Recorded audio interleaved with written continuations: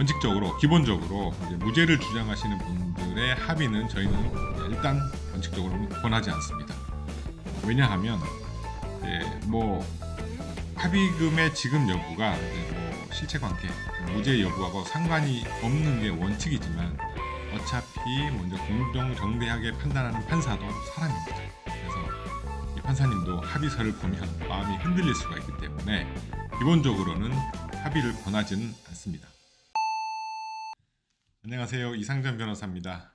이번에는 저번에 제가 예고를 해드렸다시피 형사 합의금과 관련된 주제로 무죄를 주장하는데도 형사 합의를 해도 되냐, 이것과 관련해서 제가 한번 간단히 설명을 드리겠습니다. 이 부분은 가장 어려워하시는 부분인데요. 그러니까 무죄를 주장하시는 분들이 이런 이제 염려를 하세요. 어차피 판사도 사람이고 또한 판결도 오류의 가능성이 있으니까 혹시 모르니 합의를 해놔야 되지 않냐라고 이제 강하게 이제 말씀을 하시는 분들이 계시는데, 그분들의 염려는 그겁니다.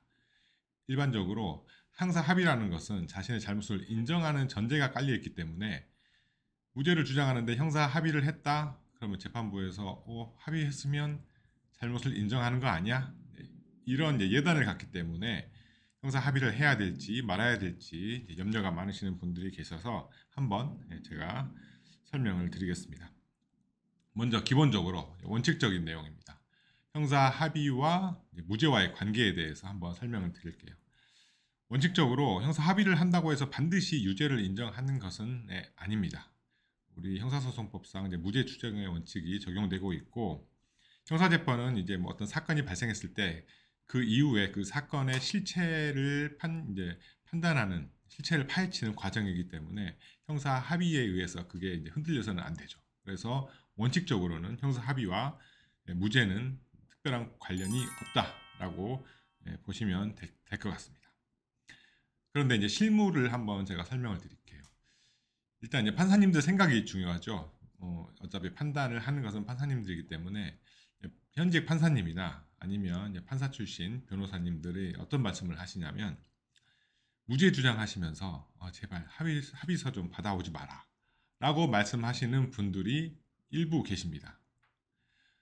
또 다른 판사님들과 또 이제 판사 출신 변호사님들은 어떤 말씀을 하시냐면, 합의와 무죄는 아무 관련이 없다. 어차피 실체 관계는 내가 판단하는 것이고 당사자들이 사후에 합의를 하건 안 하건 나는 그것과 관련 없이 판단을 한다. 이렇게 말씀하시는 분들이 계십니다. 그렇죠. 이제 전문가들의 의견이 이렇게 엇갈리니까 어떻게 해야 될지 더 이제 헷갈리게 되는 거죠.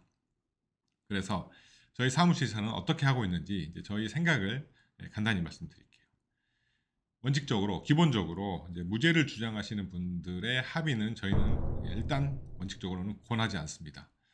왜냐하면 이제 뭐 합의금의 지급 여부가 이제 뭐 실체관계, 그러니까 무죄 여부하고 상관이 없는 게 원칙이지만 어차피 먼저 공정정대하게 판단하는 판사도 사람입니다. 그래서 이 판사님도 합의서를 보면 마음이 흔들릴 수가 있기 때문에 기본적으로는 합의를 권하지는 않습니다.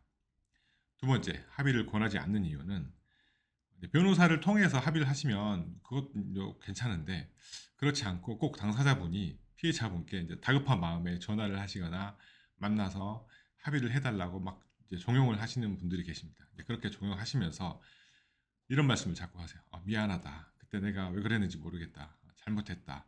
이렇게까지 말씀하시는 분들이 있는데, 변호사는 법정에 나가서 무죄를 주장하고 있는데 피해자는 이제 합의를 받겠다면서 가서 그렇게 말씀을 하시죠. 그런데 합의 장소에 나온 피해자들은 녹취를 하는 경우가 많습니다. 그래서 나중에 그 녹취를 뭐 사후에 법원에 재판부에 전달하고, 그러니까 나와서는 합의도 안 해주고 피해자가 그 녹취를 재판부에 전달해 버리면 판사님은 잘못했다, 심지어는 용서해달라, 이렇게 이제 합의서를 받기 위해서 막 그렇게 하시는 분들이 계세요. 그러면 재판부는 유죄의 심증을 갖게 됩니다. 그래서 이런 위험 요소가 있기 때문에 원칙적으로 저희들은 합의를 권하지는 않습니다. 다만 예외적인 경우가 있습니다. 합의를 해도 되는 경우, 무죄 주장하지만 특히 이제 경제범죄의 경우 뭐 피의자나 피고인이 무죄를 주장하는데 무죄가 되더라도 어차피 민사상 책임은 부담하는 경우가 있습니다. 예를 한번 제가 들어보겠습니다. 어떠한 이제 뭐 가해자가 이제 피해자에게 용도 사기를 했어요. 사실은 이제 도박에 쓸 돈, 예를 들면 한 2억 원 정도를 사용을 하려고 하는데 속였죠. 도박에 쓴다고는 말하지 않고 뭐 내가 갑자기 누군가가 아파서 도와줘야 된다라고 하거나 이렇게 용도를 속여서 돈을 차용해서 도박에 썼어요. 그래서 이제 기소가 돼서 재판을 받는데 이분은 이제 무죄를 주장하세요. 저는 이제 용도 사기, 용도를 속인 적이 없다라고 주장하고 계십니다. 이때 합의를 해야 될까요? 하지 말아야 될까요? 저희는 이때는 이제 권합니다. 어차피 이제 뭐 형사 처벌을 받느냐 안 받느냐는 이제 무죄 판결에 따라 형사 판결에 따라 다르겠지만 돈을 빌린 것, 2억 원을 빌린 사실은 맞기 때문에 민사상 책임은 집니다. 어차피 돈을 갚아야 됩니다. 그럴 거면 무죄를 주장하더라도 혹시 유죄가 나올지도 모르니 일단 합의서를 쓰고 합의금을 주고 민사상 문제까지 미리 해결을 해라. 그러면 유죄가 나오더라도 좋은 결과가 나올 수 있다라고 해서 이런 경우는 저희가 합의를 무죄를 주장하더라도 합의를 권하고 있습니다. 그렇다면 무죄 주장하면서 형사 합의할 때 유의사항이 있습니다. 제가 두 가지만 말씀드릴게요. 합의서 작성할 때 범죄 사실을 인정하는 문구를 넣지 않도록 조심해야 됩니다. 뭐 잘못해서 돈을 지급한다거나 뭐 용서를 받고 뭐 이런 표현이 있으면 합의서를 받고 판사님은 이제 또 심증이 흔들리기 때문에 절대로 자백하는 해석이 되지 않도록 문구를 잘 적으셔야 합니다. 그리고 두 번째는 합의서는 반드시 변호사를 통해서 하시기 바랍니다. 왜냐하면 당사자가 합의하면서 뭐 좀 전에도 말씀드렸듯이 유죄를 인정한 듯한 발언을 하거나 그런 말씀을 하실 수가 있기 때문에 그건 또 피해자가 녹취해서 이제 재판부에 전달하기 때문에 되도록이면 변호사가 진행하는 것이 좋겠다라는 말씀을 드리겠습니다. 네, 오늘 준비한 영상은 여기까지고요. 오늘 영상이 도움이 되셨다면 구독과 좋아요를 눌러주시기 바랍니다. 감사합니다.